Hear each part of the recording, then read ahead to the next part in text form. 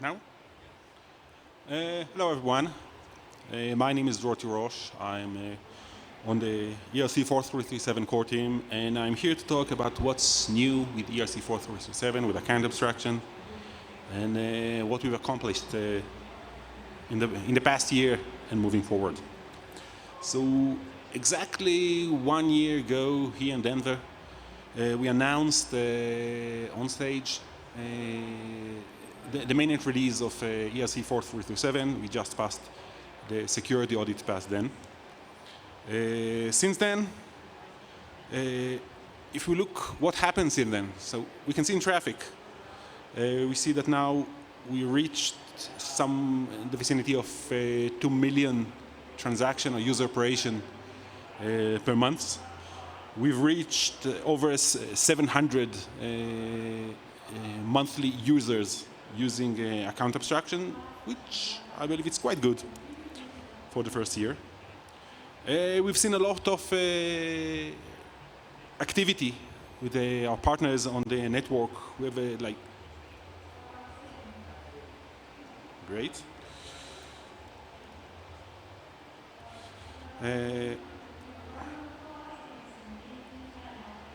It's left slideshow. We've seen a lot of activity. We've seen 27 wallets and SDKs active, open source bundlers that you can download and use, our own reference bundler and many others, multiple servers, bundlers as a service and paymaster as a service available on the blockchain, block explorers. A lot of traffic is done there.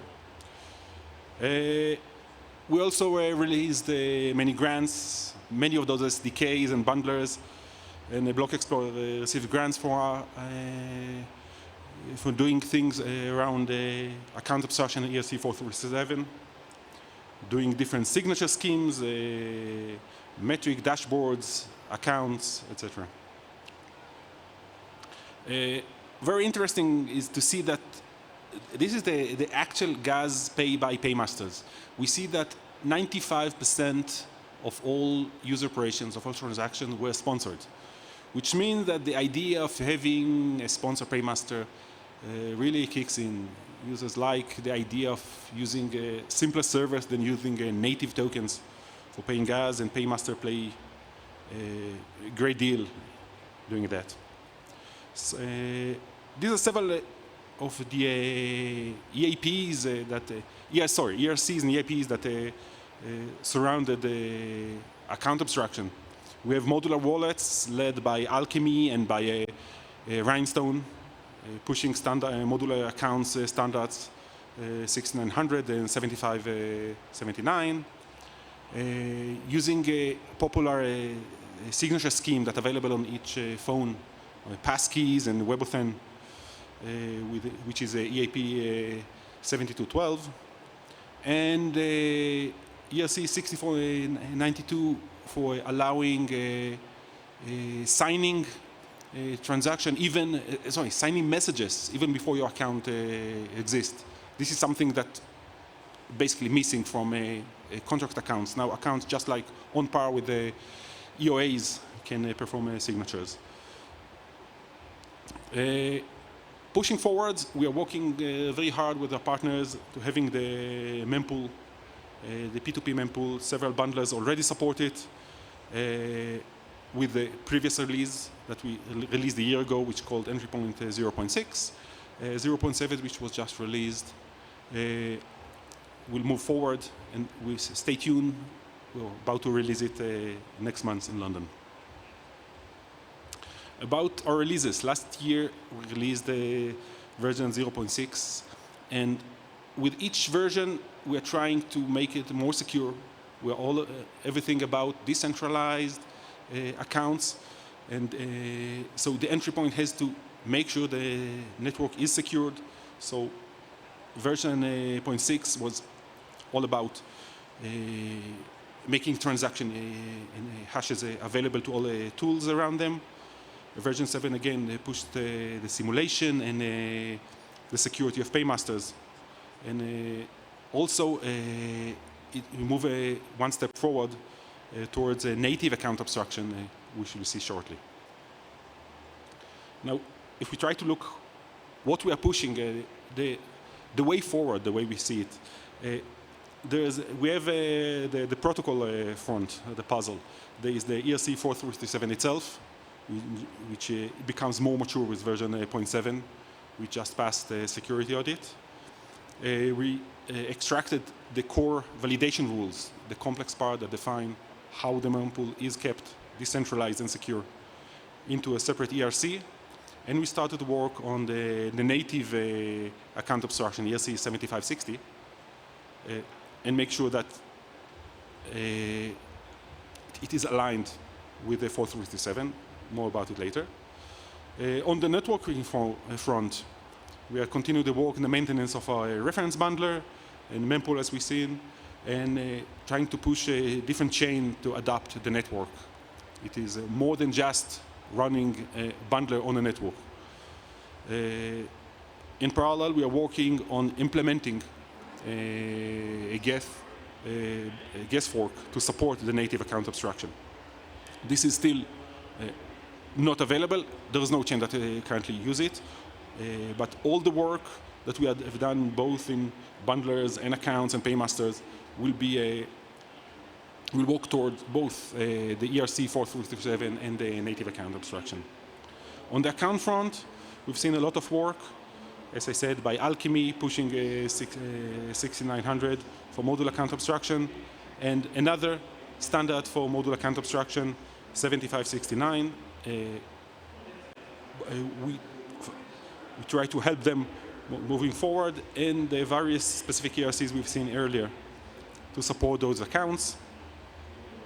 On the paymasters, all of the paymasters we've seen, most of the paymasters we've seen earlier, are all paymasters that work with an off-chain signatures, what we call verifying paymasters, which actually it's a way that the paymaster takes a user confirmation to pay off-chain and makes this validation on-chain. We are moving forward to push to improve the standard, to have better support for token paymasters, which are completely on-chain, decentralized, to allow you to use tokens. I want to stress more about, I mentioned several times, the native account abstraction. First of all, native account abstraction, we call it an RAP, which is it's not an EAP, it's a roll-up improvement protocol. We understand that native account abstraction is something that will start with sidechains. Actually, innovation in general starts more with sidechain. And with the understanding that mainnet is less innovative and and more secure, the idea is to push new features into roll-ups first. So we started an initiative we called RAP, which is roll-up first. And actually, EAP 7212 for supporting passkeys is passed as an RAP, which means it is not something that is expected in the near future on mainnet, but it surely will be accepted first on roll-ups and sidechains. We also pushed the native account abstraction as a roll-up, as an RAP, to be accepted by roll-ups. Now, what is RAP 7560? In short, it is an enshrined version of ERC-4337. It is built from ground up in order to be interoperable with the 4337. If we think why we are trying to push it, because we're already seeing that several L2s are pushing their own versions of ERC-4337, like Starknet and ZK-Sync. They are built on the architecture of 4337, but each one of them made some modification. These modifications make them incompatible with the 4337, which means it's going to be very difficult for a wallet to support both standards. With this understanding that we need something that is compatible, that will allow modular accounts to support both native and ERC-4337, we started to work on 7560. And as I said, it's not something that we think will go to mainnet soon. We want to see it on L2s first. What does it give of us? First of all, as I said, it is compatible with 4337 in that it's going to be quite easy for account to support both. It has lower gas fees. It reduces the overhead of having the entry point as a contract because it becomes part of the protocol. It supports, in the long term, it will support migration from EOAs. This is something that is very much anticipated, and everybody asks us, how can we use ERC-4337 with EOAs? And the answer, of course, is right now it is impossible. But with 7560, it will be eventually possible to migrate your account. It supports some security features like inclusion list.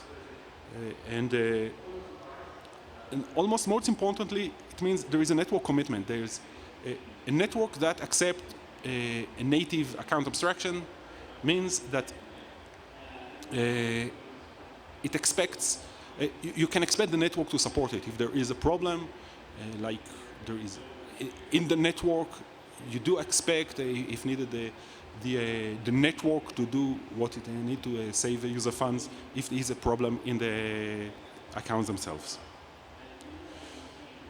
I moved a bit fast, so.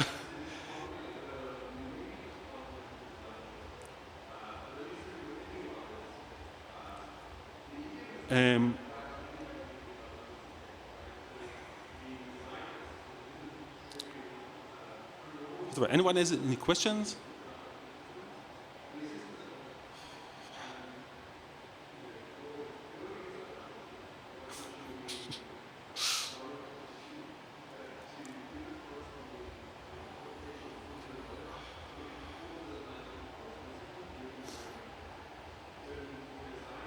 Okay, thank you.